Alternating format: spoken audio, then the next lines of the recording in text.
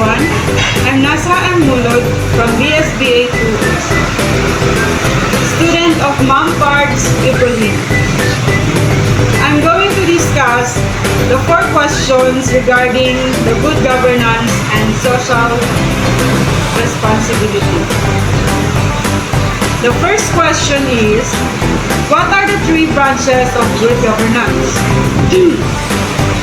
The first one is the legislative branch. The legislative branch of government is responsible of making laws within a country. Legislatures are made up of people called legislators who, in democracies, are elected by the country's population.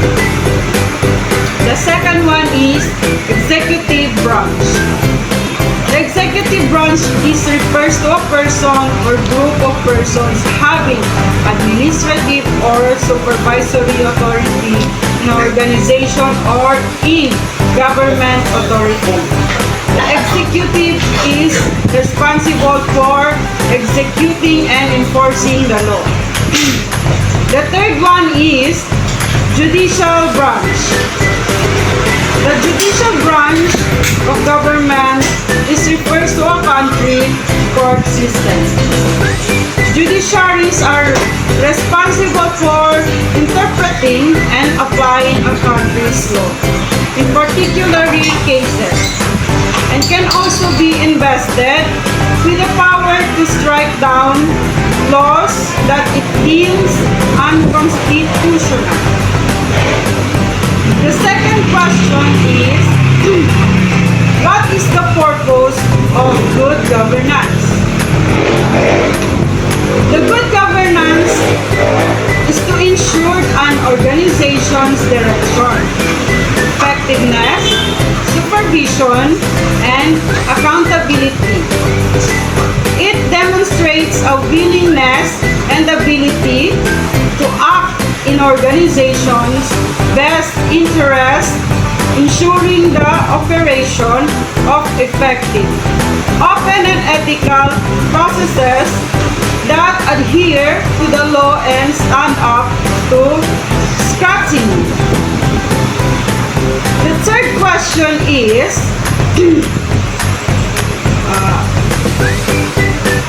what are the 8 basic elements of good governance? The 8 basic elements of good governance is number 1, consensus-oriented. There are several actors and as many viewpoints in a given society. Good governance requires mediation of the different interests in society to reach a broad consensus in society on what is the best interest of the whole community and how this can be achieved. The second is participation. Participation by both men and women is the key cornerstone of good governance. The third one is rule of law. The governance requires fair legal frameworks that are enforced impartially. It also requires full protection of human rights, particularly those of minorities, impartial enforcement of laws. Requires an independent. The third is effectiveness and efficiency. Good governance means that processes and institutions produce results that meet the needs of society while making the best use of resources at their disposal. Next is accountability.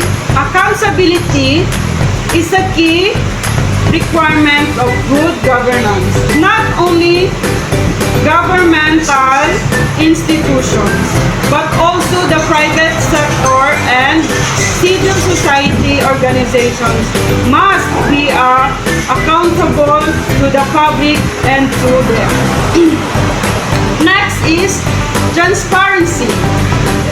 Transparency means that decisions taken and their enforcement are done in a manner that follows rules and regulations. It also means that information is freely available and directly accessible to those who will be affected by such decision and their enforcement. Next is responsiveness. Good governance requires that institutions and process try to serve all stakeholders within a reasonable time frame. And the last one is equity and inclusiveness. A society well-being depends on ensuring that all its members feels that they have a stake in it and do not feel included from the mainstream of society. This requires all groups, but particularly the most vulnerable have opportunities to improve or maintain their well-being. And the last question is, as a student, how can you contribute in upholding good governance in our country? And as a student, you can contribute to good governance by staying informed about social and political issues. Participating is constructive discussions, volunteering by community projects, and advocating for transparency and accountability in your school or university. Additionally, you can engage in civic activities such as voting in student elections or organizing awareness campaigns or important issues.